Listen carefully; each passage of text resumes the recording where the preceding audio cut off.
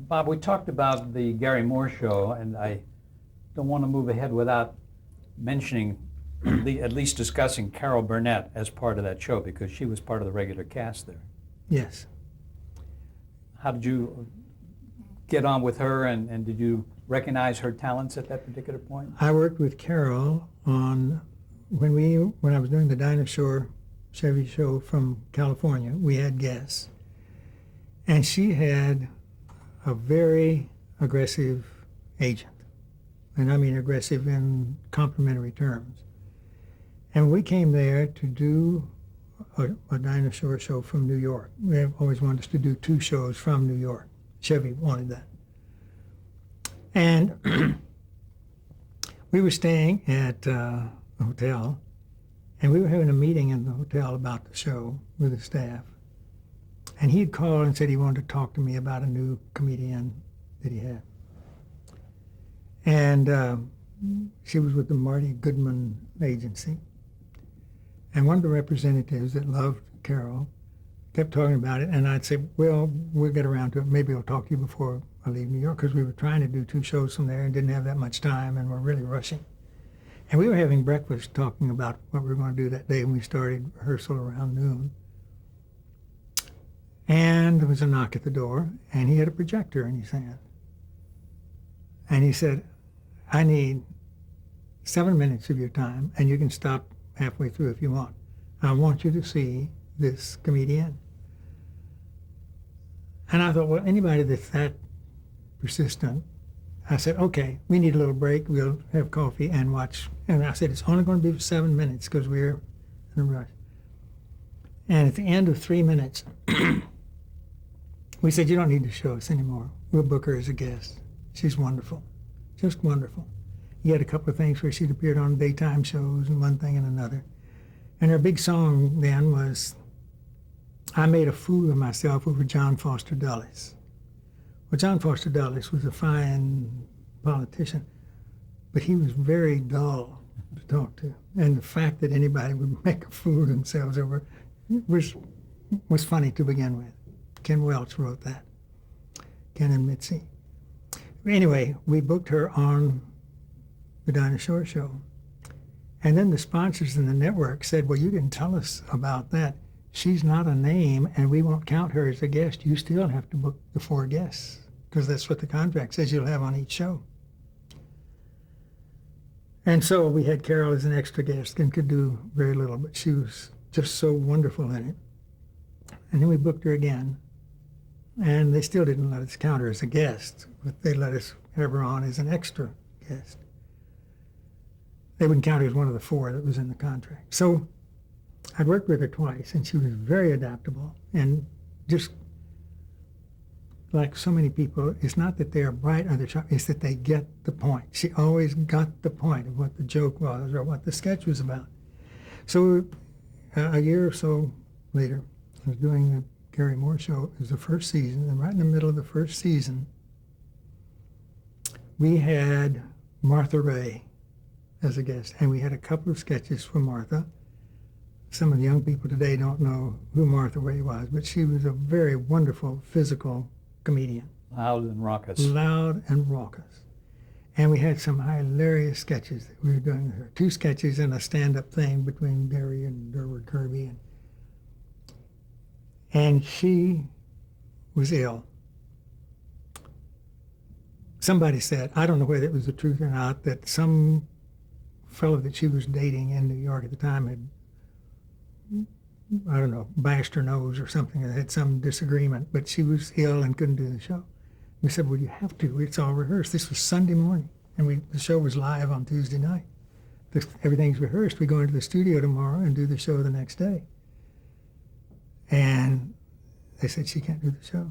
She's not going to do the show. I don't care how much you argue, she's not going to do the show. And then I knew something was wrong. Either she was very ill or something. And we said, what are we going to do? We can't change the show.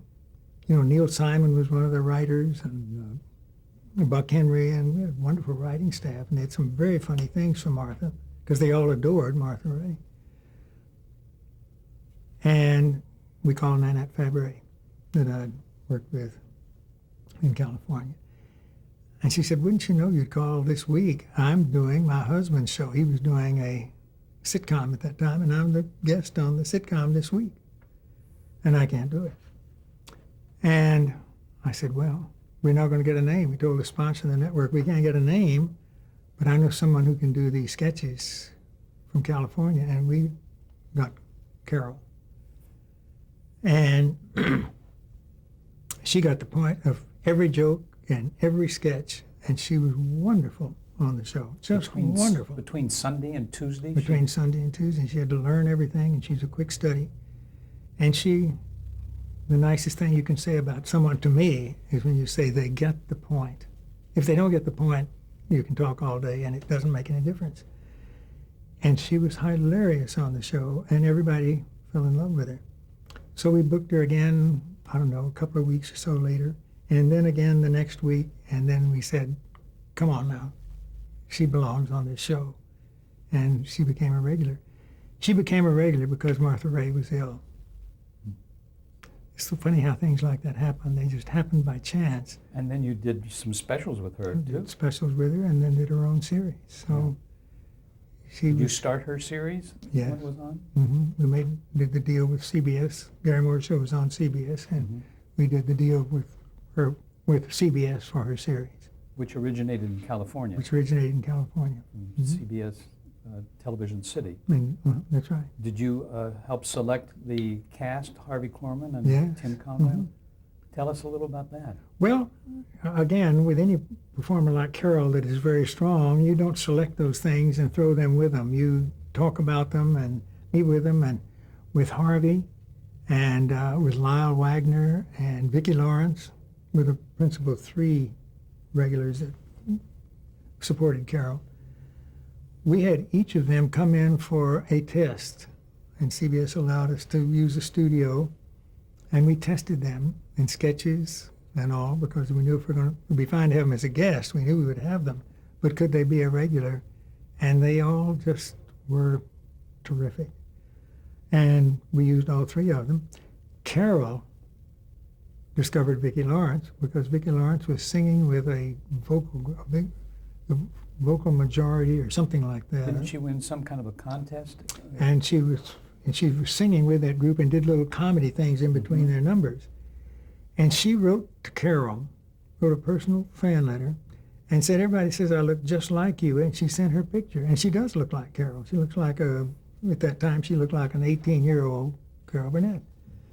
And Carol got the letter, and she wrote a very clever letter that somehow struck a chord with Carol. She said, I want to go see her and thank her for the letter and all. And she did, and she came back and she said, fellas, you got to see her. She does look like me, and she sings well, and she's funny. And it was Carol's idea to have Vicki.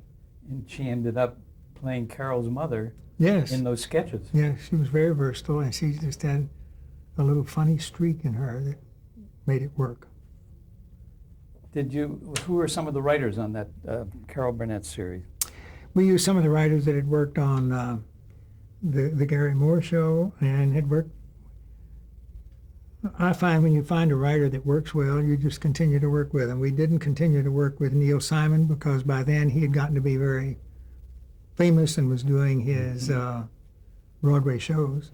I remember Arnie Rosen. And Arnie Rosen, and Buck Henry, and there were a slew of writers who had had experience on a Sid Caesar show or some other comedy show that we used. And the format was mostly comedy? It was mostly comedy. Music was secondary.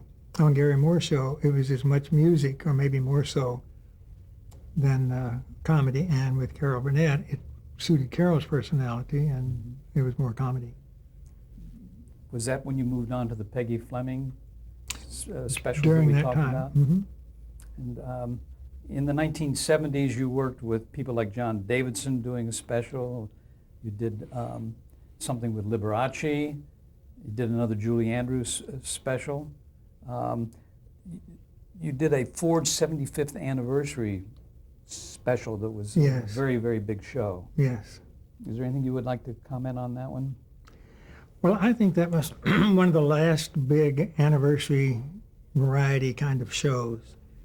And it was a huge show. It was hosted by Joanne Woodward Paul Newman. and Paul Newman. Oh. And there were a lot of stars on the show. It was done movie style and television style, and it was we did it at sound stages instead of in a television studio because it was such a big show. But it was a great show to do, and a great learning experience. I always feel that I have been so fortunate to work with such talented performers, because instead of having to make them funny, they knew how to do it themselves, and all you had to do was, if they were a jewel, you just had to provide a ring for the setting and let them do their thing. I remember when I first came out here to work with Dinah, we had Ed Wynn, who was a huge comic. He was Ed Wynn, the fire chief. He was on the air for Texaco on radio and television. And to me, he was just a dream comic because he did sketches and all kinds of things. And he was going to be on the Dinah Chevy show. And I went to meet him at the Brown Derby in Hollywood for lunch to talk to him. And it was I think my fourth week in LA, and I was still very Hollywood struck about this town. And the writers had written a sketch which I thought was very funny for him. And it was most sketches those days were around 7 minutes. They're a little shorter today, but this is a 7 or 8 minute sketch. And I took the sketch with me, and I had worked out a plan with the writers where I'd go and talk to him and get him, in the mood to do the show and all. And I had the principal sketch he was going to do. And I said, when we finish the meal, we'll walk back because the offices were only a couple of blocks from the Brown Derby. And we'll read through the sketch with the writers. And you can, and then you'll hear the whole sketch. They'll read the parts.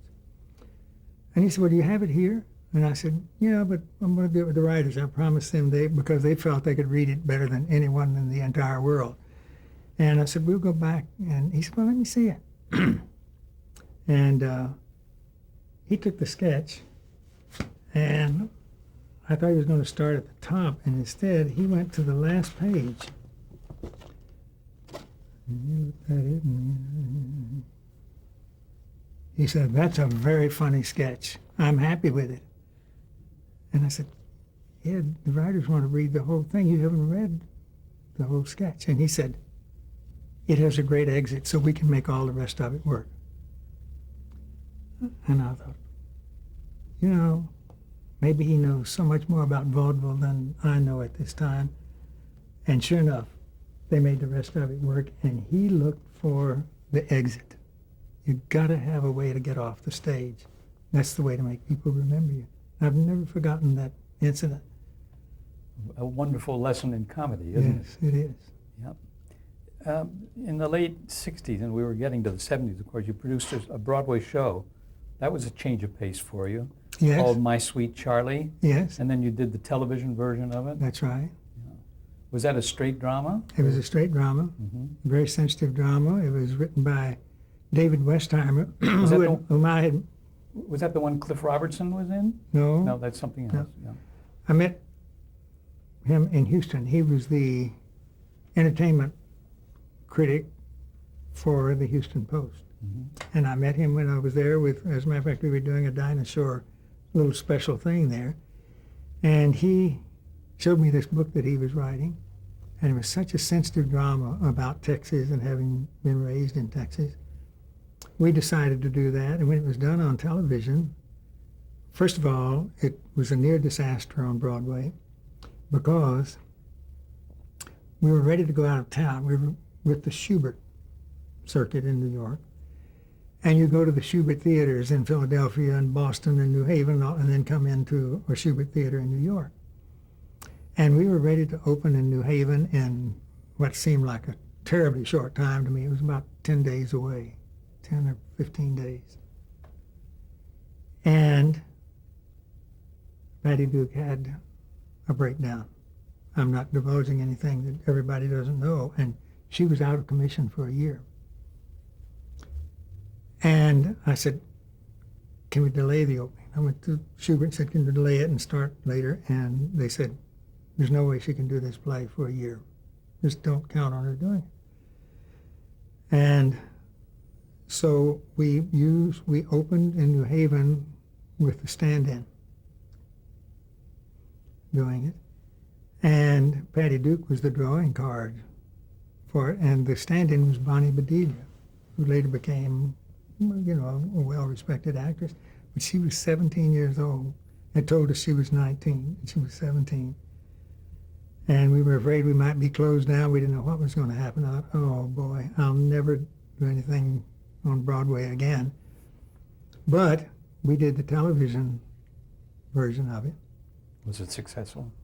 Well, Patty won an Emmy and the show won an Emmy. I think it won 7 Emmys. So you delayed it until Patty was well again? Well, by that time, the show had closed on Broadway. It only ran one season. Mm-hmm. We thought with Patty Duke it'd have a 4 or 5 year run. And it just had the one season. And so we did it about a year and a half later, and we announced we were going to do it. Patty appeared in my office and said, I'm ready to do it, because I am Marlene. I am Marlene. There's no one else that's Marlene.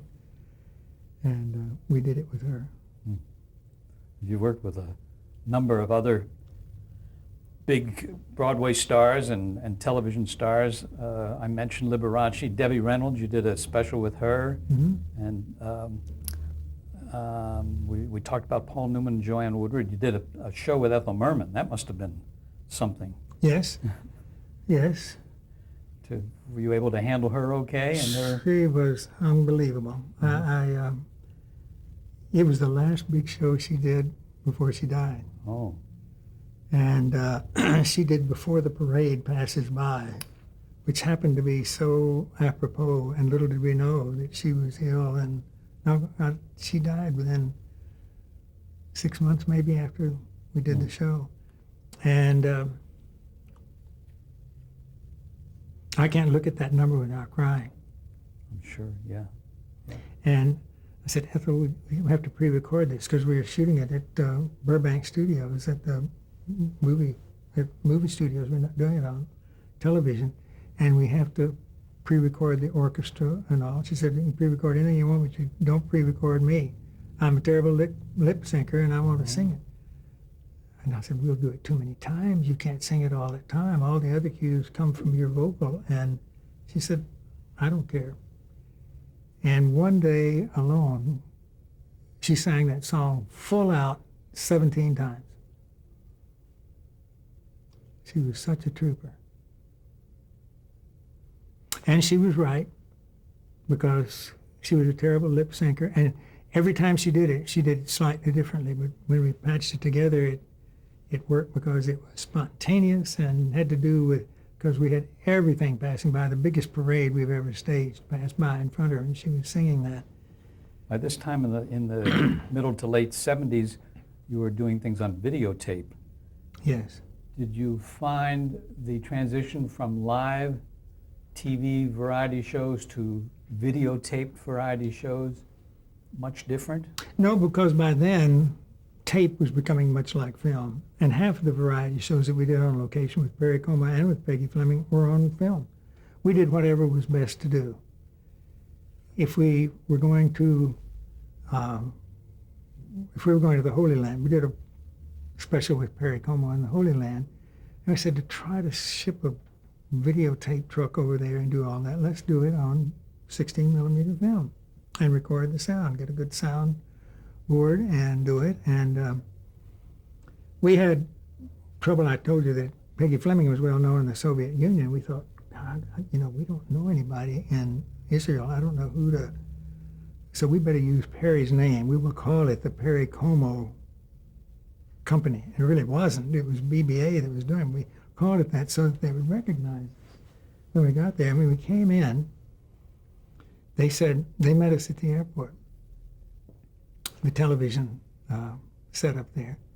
And they said, oh, we're so happy to have you in our country.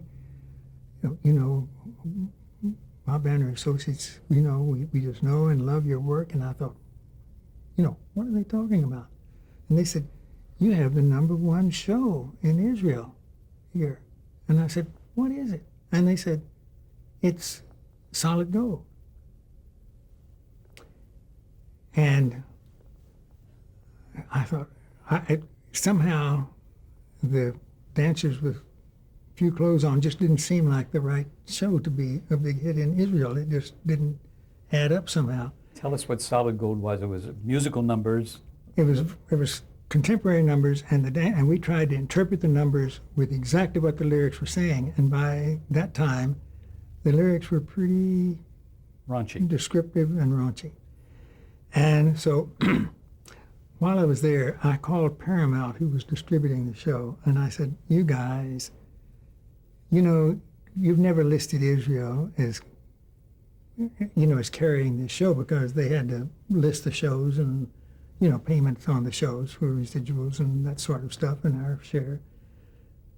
And they said, that show's not sold in Israel. And I said, it's the big show down here. And they said, no, we haven't sold in Israel. And it was so ironic.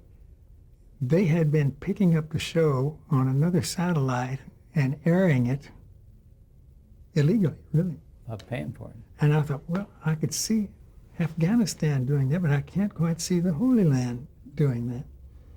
And then Paramount and them talked, and they said, we forgot, of course, yes, you do.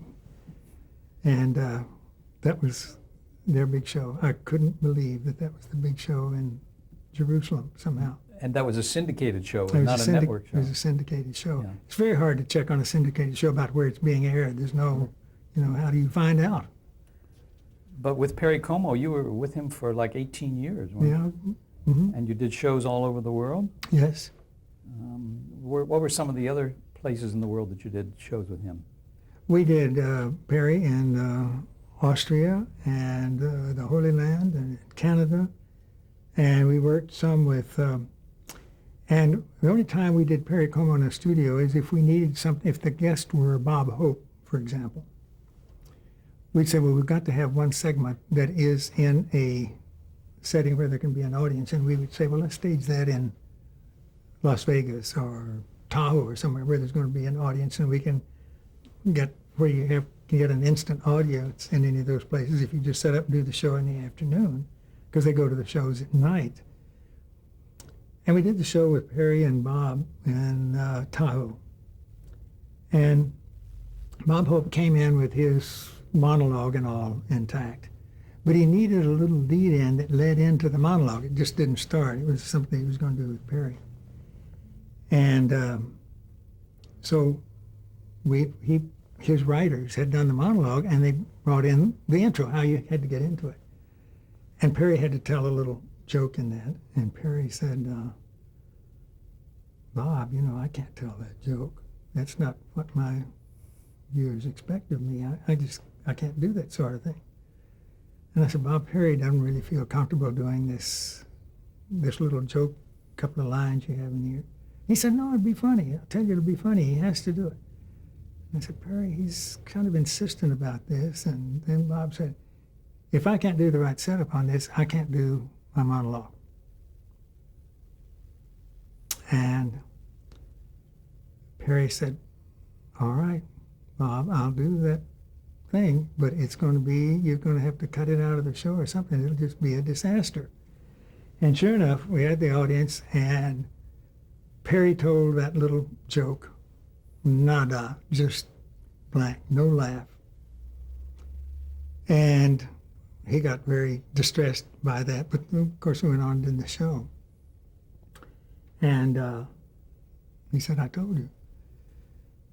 And when we got ready to mix the show down, Bob was very big about laugh machines and, and his jokes. And, he knew the Bob Hope doll better than anybody. And he said, can I come when you're mixing the show down? And I said, of course. So he came in, and it came to this. And I was going to say afterwards, we got to cut that, Bob. So it came to that, and he brought his laugh machine man with him that did all of his laughs. Came to this, and he would say a 10 was the biggest you could give a joke, and about a 4 was the smallest. came to that, he said, give that a 9. So Perry said the joke, and it was howls of laughter. And so we left it in, and we had a screening of the show, and Perry and Bob came to the screening, and they were sitting next to each other, and it did the joke in this howls of laughter, and Bob nudged Perry and said, see, Perry, I told you. And Perry said, well, I'll be damned. I don't remember that I was that funny in that joke. And that was one of my introductions to the laugh machine. I'd never worked with it. Bob Hope was a master with it. And they were happy. We kept the joke in, got big laughs, and their routine was wonderful together. But we did some of the Perry Como shows in the studio like that. Otherwise, we were on location in Mexico, Canada, Hawaii, various places on the continent. And did Perry adjust to traveling that much and going to all those places? Because he's kind of a at-home kind of guy. He's an at-home kind of guy. He likes to fish and, and go to Denny's to eat. And he never paid too much attention about where we were going. He had a wonderful assistant named Mickey Glass. And when we would be doing the show, we'd tell him when he was going to go and what time. And he didn't know, he wasn't interested particularly in the various countries. And of course, everybody that saw the shows thought he was an authority on the world. But Mickey would pick him up. He would fly down, because Perry lives in Jupiter, Florida. He would fly down to pick up Perry and go. And Perry sometimes had no clue as to where we were going or what we were doing. And we did one show in New Mexico. We did a New Mexican Christmas in Santa Fe. And so he got on the plane with Mickey, and they came, and when he got there, we were doing a sequence out of the Puya Cliffs outside the Indian cliff dwellers outside Santa Fe. And we had so many Indians and singers and dancers, and then we had a whole Hispanic segment we were going to do following that, and there were about 50 or 60 people in Hispanic costumes as well there when Perry arrived. And he looked at all this and sat down and was watching what we were doing, and he said to Mickey, they broke the strap on my bag on the plane. So when we get back to the United States, I got to have that fixed. He had no concept that we were in New Mexico. There were people in foreign costumes to him, and so we were somewhere overseas. We're going to stop here and change tape. Okay.